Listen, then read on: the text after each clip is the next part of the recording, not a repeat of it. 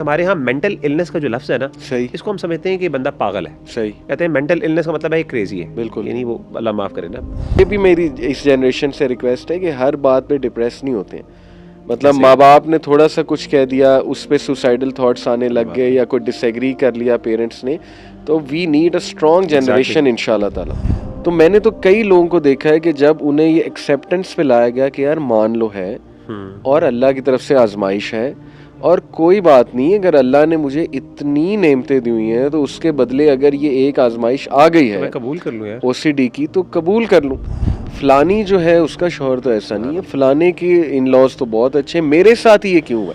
सही। ये रेपिटेटिवली कहना मेरे साथ क्यों, भाई कबूल कर ले, आपके Exactly. साथ हुआ है तो आजमाइश है। आजमाइश है आपको क्या पता उसकी लाइफ में क्या आजमाइश है आप। और ये जो मॉडर्न हमारे साइकेट्रिस्ट साइकोलॉजिस्ट हैं, इनसे मेरी रिक्वेस्ट है कि Exactly. प्लीज आप भी दूसरी एक्सट्रीम पे ना ना जाएं। जाए। एग्जैक्टली। आप भी टोटल स्पिरिचुअल चीज़ को उसको ना reject करें। इनकार ना कर दें। Exactly. थोड़ा सा खुद पढ़ें, नॉलेज हासिल करें, और बड़ा रोल है आपकी दवाइयों का भी रोल है, रुकिया का भी रोल है, स्पिरिचुअल सॉल्यूशंस का भी बड़ा रोल है, कुरान मजीद का रोल है, स्पिरिचुअल काउंसलिंग का बहुत बड़ा रोल है। तो वो भी ज़रा दूसरी देखें ना, वो अगर उसको मजीद म्यूज़िक पे लगा दें, अल्लाह माफ़ करे, एक टोटल डिप्रेस्ड बंदा है तो म्यूज़िक मतलब वो आपको मजीद अनस्टेबल करेगा। मजीद अनस्टेबल करेगा। जो उसके इफेक्ट्स हैं आपके जो केमिकल इम्बैलेंस म्यूजिक क्रिएट करता है। अली भाई यहाँ पे एक और चीज़ जो मैं चाहता हूँ, जो आप भी थोड़ा सा इस पे कमेंट करें। जो हमारे यहाँ ना, अल्लाह माफ़ करे, ये हम समझते हैं कि जो काउंसलिंग है ना,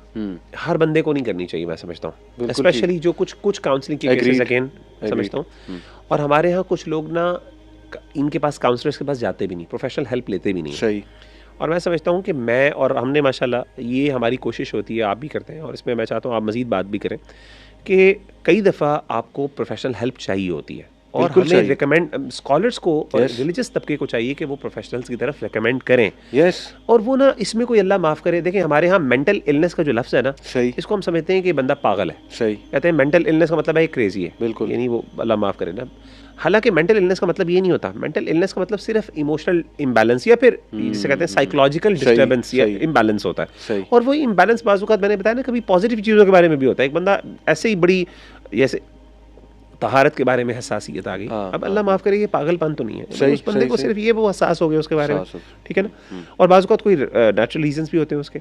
तो हमें ये भी समझाने की ज़रूरत है कि भाई मेंटल इलनेस का मतलब, अगर आपको कोई बंदा कह रहा है तो इसका मतलब ये नहीं, और अगर आप किसी साइकोलॉजिस्ट या साइकियाट्रिस्ट के पास जा रहे हैं तो इसका मतलब ये नहीं आप पागल हैं। सही। बड़े बड़े मैंने देखा है कि समझदार लोग जो हैं, अपनी मैरिज काउंसलिंग करवाने के लिए, इवन उलमा हमारे कहीं वो जाते हैं, क्योंकि यार वो बंदा एक्सपर्ट है। बिल्कुल सही, उसने सीखा, उसने तजर्बा है। ज़रूरी नहीं आपने 100% हर बात माननी है, लेकिन मुशावरत करना एक मुसलमान को चाहिए। अल हिकमतु दालतुल मोमिन, मोमिन को चाहिए कि जहाँ पे उसको खैर नजर आए। मैं आपको अपना पर्सनल एक्सपीरियंस बता देता हूँ कि एक स्टूडेंट ऑफ नॉलेज, माशाल्लाह बहुत अच्छी यूनिवर्सिटी के, ही contacted me through some contact, और उन्होंने मुझसे अपनी पॉर्न एडिक्शन की जर्नी शेयर की। और मैंने उनको बल्कि कहा कि आपके पास तो माशाल्लाह इतने बड़े बड़े उलमा मौजूद हैं, तो आप माशाल्लाह क्यों नहीं उनके पास, मेरा ही क्यों आपने, मेरा नंबर क्यों आपने लिया। तो उसने बाकायदा इस बात को कहा कि उन्होंने भी मुझसे बात की है, लेकिन ये कि मैं आपका पर्सपेक्टिव भी सुनना चाहता हूँ।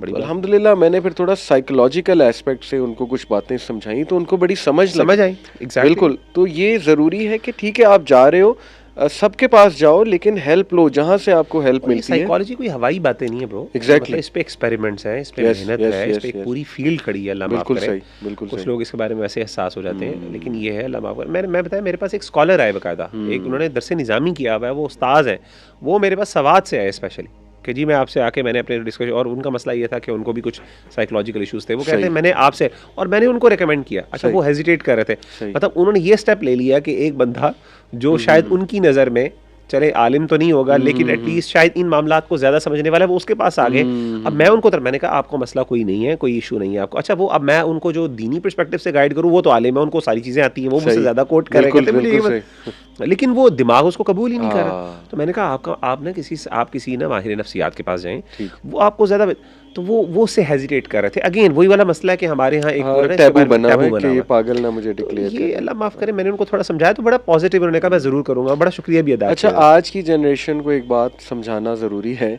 कि ये जो खुद गूगल पे बैठ के अपने आप को डायग्नोज कर लेते हैं ना कि मुझे बाइपोलर है। बल्कि वो मजे की बात, मैं जब ये साइकोलॉजी पढ़ रहा था, एबनॉर्मल साइकोलॉजी, तो उसके हर चैप्टर के एंड में ना वो ऑथर ने लिखा होता था कि अब ये चैप्टर पढ़ के आपको लगेगा कि ये सारे डिसऑर्डर्स आप में हैं। तो ये भी नहीं करना चाहिए। डिप्रेशन कितना लूजली यूज होता है, बहुत ज्यादा। मतलब हमारे पास लोग आते हैं कि मैं बहुत डिप्रेस हूँ, तो मैं उनसे पूछता हूँ आप खाना खा रहे हैं, आप सही से सो रहे हैं, सारे फंक्शंस तो नॉर्मली चल रहे हैं, तो डिप्रेशन इसे तो नहीं कहते। वो स्ट्रेस, ये थोड़ा सा स्ट्रेस को डिप्रेशन कह रहे हैं या गम को डिप्रेशन कहा जा रहा है, ठीक है ना, या एक आर्जी कंडीशन को डिप्रेशन।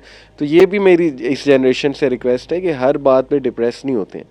मतलब माँ बाप ने थोड़ा सा कुछ कह दिया, उस पे सुसाइडल थॉट्स आने लग गए, या कोई डिसएग्री कर लिया पेरेंट्स ने, तो we need a strong generation इंशाल्लाह ताला। एग्जैक्टली। जो आपने कहा ना कि इसकी भी तरीके, एक्सरसाइज है, मतलब एक्टिविटीज़ हैं ऐसी जो मेंटली आपको स्ट्रॉन्ग बनाती हैं, और फिर स्पिरिचुअलिटी का कितना बड़ा सुभान अल्लाह इसमें रोल है। बहुत इंपॉर्टेंट चीज़ है। मैं समझता हूँ कि इमोशनल स्टेबिलिटी के लिए ना इल्म बहुत ज़रूरी है।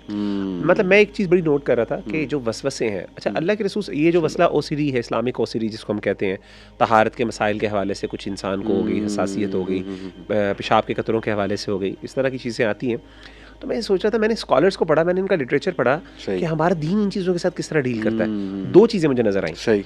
एक, दीन ने क्या किया, दीन ने कहा कि इनको अवॉइड करो, इनको अहमियत ना दो।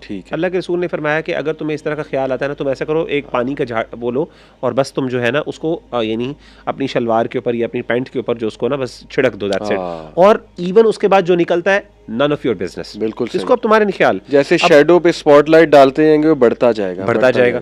तो अल्लाह के रसूल ने फरमाया कि अगर तुमने क्या करना है, तुम्हें फील हुआ है, बाकायदा फील हुआ है, तुम ऐसा करो, सिंपल पानी का लो और उसको जो है ना छींटे लगा, छींटे मार दो।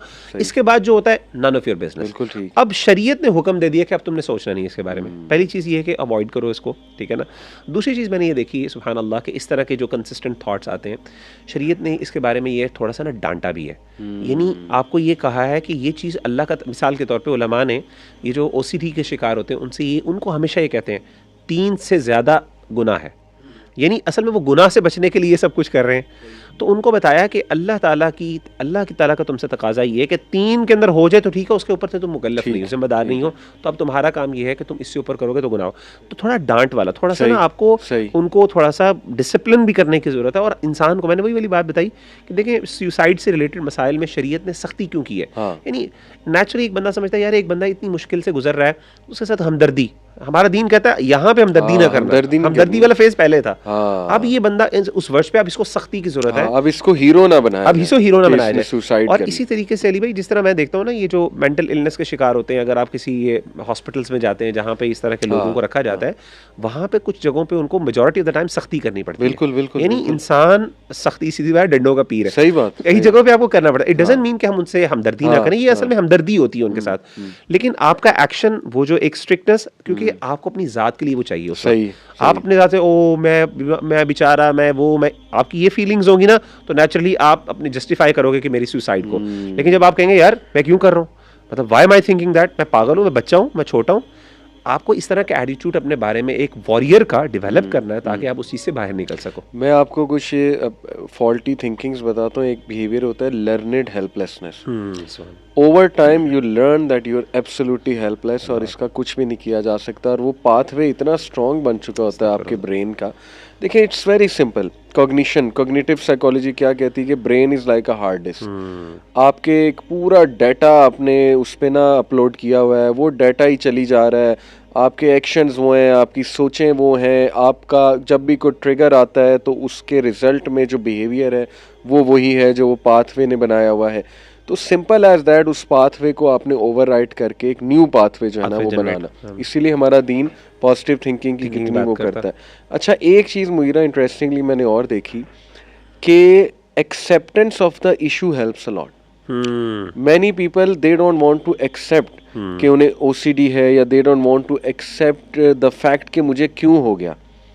तो मैंने तो कई लोगों को देखा है कि जब उन्हें ये एक्सेप्टेंस पे लाया गया कि यार मान लो है और अल्लाह की तरफ से आजमाइश है, और कोई बात नहीं, अगर अल्लाह ने मुझे इतनी नेमतें दी हुई हैं तो उसके बदले अगर ये एक आजमाइश आ गई है, मैं कबूल कर लूं यार ओसीडी की, तो कबूल कर लूं। और कई लोग इससे हील हुए सुभान अल्लाह कबूल करने से। वो किसी ने बड़ी खूबसूरत बात की ना, उसने कहा pain is inevitable but suffering is by choice. यानी तकलीफ तो इंसान पर अल्लाह की तरफ से आती है, लेकिन बिल्कुल, सफरिंग बिल्कुल, इंसान खुद क्रिएट करता है। Yes, exactly. अगेन यही वाली आपका जो एटीट्यूड और बिहेवियर बता रहे हैं आप कि अल्लाह माफ करे, वो कबूल ही नहीं कर रहा भाई, आप कबूल ही नहीं कर रहा। कंसिस्टेंटली रिपेल कर रहे हैं। और वो कंपेयर बहुत कर रहा है, एग्जैक्टली स्पेशली खवातीन में। एग्जैक्टली उनको जब काउंसलिंग की जाए ना कि नहीं आप इसको कबूल, वो कहते हैं कि नहीं फलानी जो है उसका शौहर तो ऐसा नहीं है, फलाने के इन लॉज तो बहुत अच्छे हैं, मेरे साथ ही ये क्यों हुआ? सही। ये रेपिटेटिवली कहना मेरे साथ क्यों, भाई कबूल कर लें, आपके साथ हुआ है तो आजमाइश है। आजमाइश है, आपको क्या पता उसकी लाइफ में क्या आजमाइश है, आपको तो वो नहीं तो नजर आ आपको बस ऊपर ऊपर से नजर आ रहा है ना। तो कबूल करना ये बड़ा जो है ना एक सोल्यूशन। अच्छा, रोल ऑफ अज़कार दुआज अमेजिंग, ये तो मैंने खुद पर्सनली देखे। हम भी ऐसी स्टेट्स में जाते हैं या गए हैं पास्ट में जो एक डिप्रेशन की स्टेट है, Stability अल्हम्दुलिल्लाह उसको हावी अला नहीं होने बिदिक्रिल्लाहि दिया। तत्मइन्नुल कुलूब। अल्हम